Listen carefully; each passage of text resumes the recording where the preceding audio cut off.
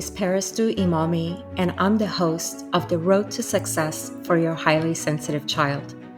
This podcast is about empowering parents of highly sensitive children to nurture their child's unique personality trait and create a path to success. Our podcast provides guidance, insights, and support to help you unlock your child's full potential, fostering resilience, confidence, and a bright future. If you're new to my podcast, please go back and listen to episodes 1 and 2 because they provide information on high sensitivity that all subsequent episodes will build upon.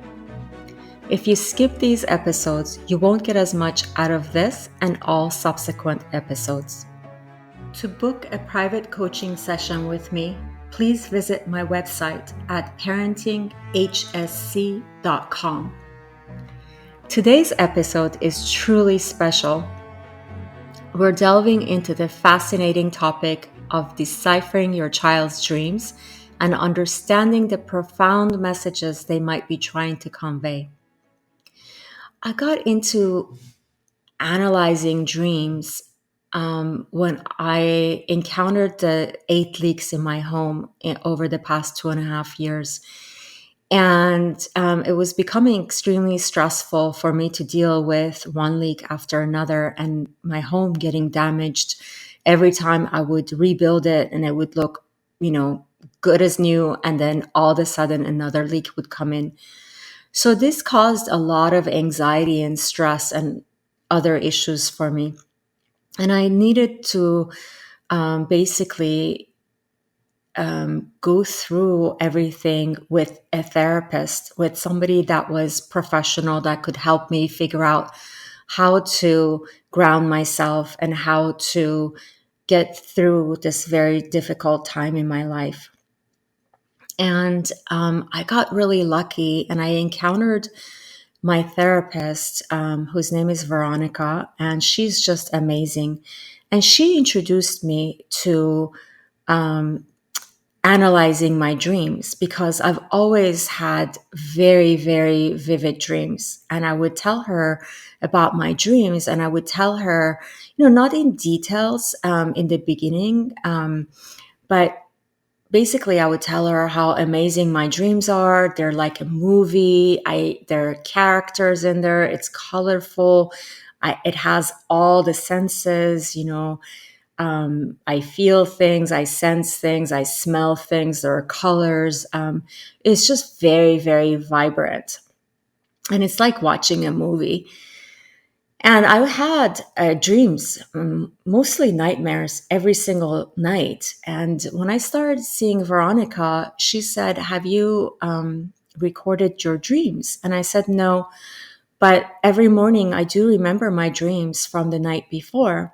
And so she asked me to record them.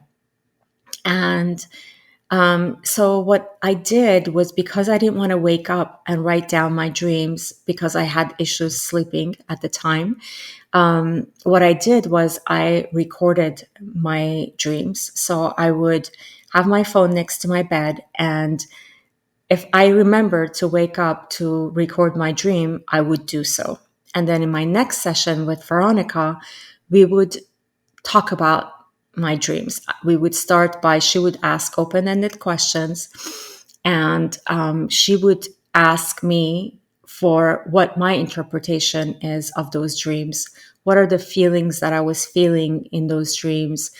And just going through my emotions, what I was sensing. She asked a lot of open-ended questions and let me tell her what my interpretation of those dreams were. And once I was done, then she would tell me her interpretation of the dreams. And sometimes they would be like mine, and sometimes they would be different. But she was always right on. I mean, if I didn't catch something myself, she would catch it and she would bring it to my attention. And it was so profound. And she was really able to help me heal from the trauma that these leaks were causing me. And of course, there were some instances, more after I processed everything that there was to process with the leaks, then other dreams would come up that were more from either my past work experiences or my past divorce, or it would come up from my childhood. And something came up with regards to my childhood and how unfair I was being treated in comparison to my brother, and how I never felt that I was safe in my home. And I was always living in fear. And there was a lot going on that I don't really want to get into details of right now. But um, basically, we came to understand that I hadn't healed a lot of my childhood trauma, which I didn't know, because I have a very good relationship with my family. I love my parents, and I do recognize that my childhood was very traumatic. But I never blame my parents for it, because I feel like they did the best that they could with the knowledge they had in that moment. And, I don't really hold anything against them. So I really didn't understand when I was having these dreams, and it didn't make any sense to me that I hadn't processed them, because I thought I had done so much work on myself. And I really believed that I had healed my childhood trauma. But since this came up and Veronica suggested that I talk to my parents about it, I did. And before I delve into today's episode with regards to what you could do with your child, I wanted to just read from my diary. So this is after I had the dream about my childhood, and I recognized that there were some things that I hadn't resolved with my family. So it says, last night I talked to my parents about how they treated me throughout my life, and asked them why they treated me differently than Paimon. Paimon is my older brother, and why they loved Paimon more than they loved me. And they truly didn't know what I was talking about. They told me, we never thought we treated you any differently. And I gave them numerous examples of how they treated me differently. And when I looked into their eyes, they truly looked like they were lost. They looked like they had no clue what I was talking about. And what was so beautiful about this talk with my parents is that they both apologized to me, and they told me that they love me, and they truly value me, and they see the beauty that I bring to the world, not just to my family, but to everyone around me. How kind I am, how loving I am, how nurturing I am, how I always want to help other people, and how truly caring of a person I am. And they went on and gave me many, many nice compliments, and I was looking at them, dead in the eyes. Both of them were sitting side by side, and having them tell me how much they love me and how much it hurts them to know that they hurt me as a child, and that they treated me differently than my brother unintentionally. And we had a really nice conversation. And not only was I able to process this trauma, but I was able to share it with my family, with my parents. And they listened to me. They didn't try to negate anything that I was saying. They apologized for their actions, and they truly were sorry for hurting me. And that was such a profound moment in my life, because I feel like I finally healed whatever unresolved healing that was left to be healed. I healed that very moment in that night after my conversation with my parents. That's when I realized how important the power of dreams are. And if you take the time to record your dreams and then process them, analyze them, and ask questions to better understand what your dreams are telling you, then it's another method, another tool that you have to use to process your emotions and to process what's going on in your awakened life. Because whatever we're not able to process while we're awake, we're processing while we're sleeping. So not only does your body heal itself physically, but it also processes whatever it was not able to process in during the day while you were awake. So let's delve into it. There's something truly magical about dreams of children. Their minds are like sponges, soaking up the experiences of the day and transforming them into wondrous adventures in the dream world. It's like they have this direct line to their subconscious, a place where fears, hopes, and emotions come to life. So, how can you, as a parent, tap into this dream portal and gain insights into your child's inner world? And by gaining insights into your child's inner world, then you'll be able to help your child process whatever it is that they need to be processing. If it's trauma, if it's a hurt feeling, if they're emotions that they don't know how to process, you will get information on all of this and you'll be able to help your child even more than you already are as a parent. I'm sure you're already helping your child process whatever it is that they're going through in life. But this is just another tool that you could be leveraging as a parent. So, how do you do this? Well, it starts with creating a safe space for open and non judgmental communication. The non judgmental part is really critical because if your child feels criticized or judged, then they're not going to be able to feel safe. And if they don't feel safe, they're not going to be able to have an open and honest communication with you. So you want to create a safe space where your child feels comfortable sharing their dreams without judgment and without and just remember that without this step, the rest of the steps may not be successful. So think of this as the foundation that you need to build this safety and this place that where your child knows that they're not going to get judged, they're not going to get criticized. That is very normal to have dreams, and that dreams have messages for us that is a natural part of life, and that if you harness these messages, you can help yourself process your emotions, process whatever it is that you need to process in your life. And, as I mentioned to you in the past, highly sensitive children are much more aware and much wiser than their age. So don't think that they won't understand or that they're too young. I would try it. And if they're too young, you will know.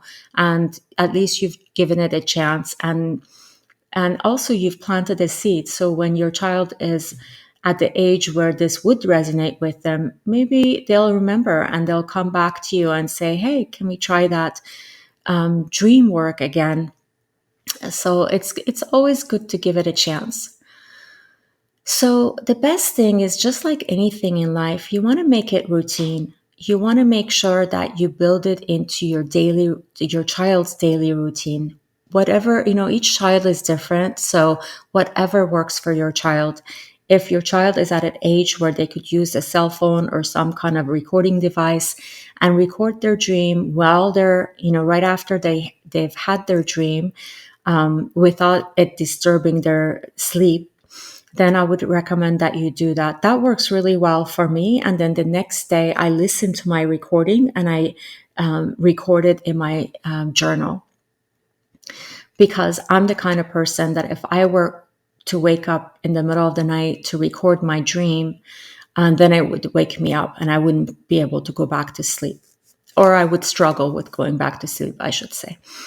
So figure out what works best for your child. You definitely do want to encourage them to journal because you want to keep track of their dreams and you want to go back and kind of see if you see any patterns. And we'll get into that in a little bit. And it's a really good way for you to get closer to your child and have these meaningful conversations where you're sharing your dreams. Maybe if you have dreams yourself that you're recording, you could share your dreams with your child if they're appropriate. And this can help you build even a deeper relationship and a deeper connection with your child. And it can help them if they can see that you're expressing yourself. It can make it easier for them to want to express themselves as well. So it's just a fun way to bond over, the mysterious and imaginative landscape of the dream realm. And then when your child shares their dream with you, you want to make sure that you listen attentively. You don't want to be multitasking and you don't want to be paying attention to something else. You want to give them your undivided attention and just focus on them and listen attentively, and ask open ended questions.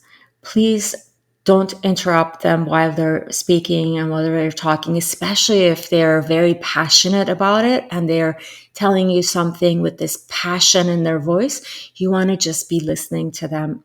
And then when they're done, you can interrupt them and you not interrupt them, but you can go ahead and give them, ask them the questions that you think might be appropriate, that are open-ended questions, because you don't ever want to impose your own feelings or experiences or associations, or you don't want to be interpreting your child's dream for them. You want to give them the tool to do that themselves. You just want to ask the right questions depending on what the dream is about. Make sure they're open-ended and you let your child process it and tell you what they think the dream means. So, dreams are often filled with symbols and recurring themes that can provide valuable insights in your child's thoughts and emotions. So, you want to really pay attention to these symbols and to anything that's reoccurring. So, if your child, for example, has a reoccurring dream that has these animals in it or an animal in it, or specific colors or specific places, you want to pay attention to that and you want to ask them questions like, what do you think the lion in your dream represents? This encourages them to reflect and share their interpretations. And the more they do this, the better they get at it. And so the better you will get. The better information you will get out of it as well, because then you can understand more and more what is going on with your child. So another important aspect is recognizing the patterns. If your child frequently dreams about a certain scenario or a character, it might be a signal that there's something significant on their mind. By identifying these patterns, you can start to piece together the puzzle of their emotional landscape. Also, dreams often reflect a child's emotions and concerns, so you can pay attention to what emotion is in their dream. And then, are they happy? Are they scared? Are they anxious? Are they fearful? Are they excited? What's going on in their dreams? What emotions do you pick up on a regular basis? Is there any connection? That you could see their dreams are mostly happy or their dreams are mostly scared. When I was a child, I would have these recurring nightmares about somebody chasing me, and it was very frequent that this was happening. And so it's really important that you pay attention to anything that's recurring, whether that's a character, a color, or symbol, and emotions, of course, are very insightful as well. And then encourage your child to reflect on their dreams and encourage them to just analyze their dreams on their own, like with you, of course, but they're doing the analysis. They're doing the like reflection and thinking, okay, what does this animal mean when I dream about this animal? What is that saying to me? What am I feeling? What's going on with my body? Is there any pain that I feel in my dream? Um, and if you see that your child is having recurring dreams that are more like nightmares than dreams, you might also consider, and they're not going away, you might also consider seeking professional help. um, I recommend that you find someone like I did with Veronica, who is very good at helping you analyze your dreams and heal you through the power of your dreams. Because when you process your dreams, as you saw with my example in the beginning of the episode, I was able to heal my childhood wound from now. I mean, I'm a grown adult, I'm in my 50s. So the fact that I have been carrying this with me all these years and not knowing it, and then being able to resolve it once and for all, that was really profound. And I can't even describe to you how I felt once I got that validation and understanding, and just being heard and recognized by my parents. That was really, really healing for me. So you definitely want to concentrate on their dreams and their feelings while they're dreaming, and keep track of that. Make sure that they keep track of that in their journal, so they're not just writing about what happened in their dream, but they're also writing about what they were feeling and what sensations, if any, were going on in their body. So, as we talked about many times, journaling is really important, because through journaling you can go back and review the dreams and see if you can figure out any kind of patterns that you might have missed when you were just talking about them, or maybe you didn't remember. So it's always good to go back and read the dreams over again. Of course, you want to have your child's permission to read their journal, because this is very, it's a very private thing, journaling. So you always want to make sure that you have their blessing to read it, because otherwise you will lose their trust. So, you definitely don't want to lose their trust, and you want them to know that this is a safe environment for them, that if they don't want you to read their journal, then you won't be doing that.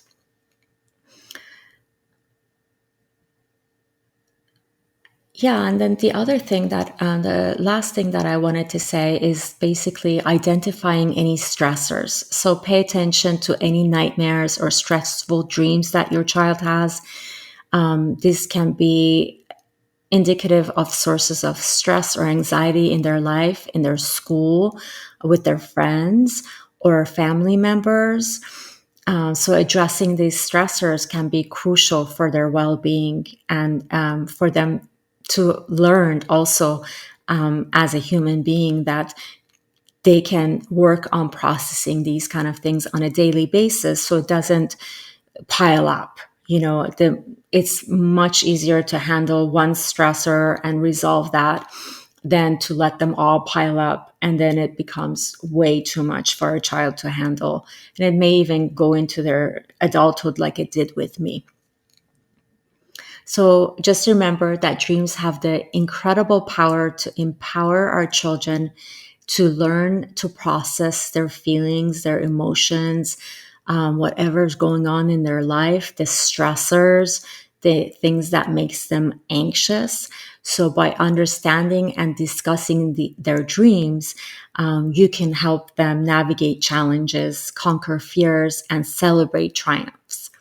So it's a tool for emotional growth, resilience that extends beyond the boundaries of the waking world.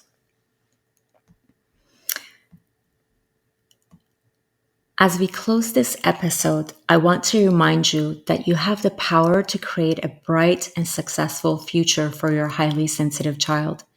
Embrace their uniqueness, nurture their strengths, and provide them with the love and support they need.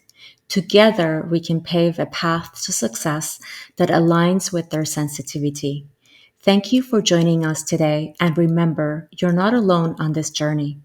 We'll be here with more insights and inspiration in our next episode. Until then, keep believing in your child's potential because they truly are extraordinary. Stay tuned, stay inspired, and stay committed to setting your child up for success in life. To book a private coaching session with me, please visit my website at parentinghsc.com.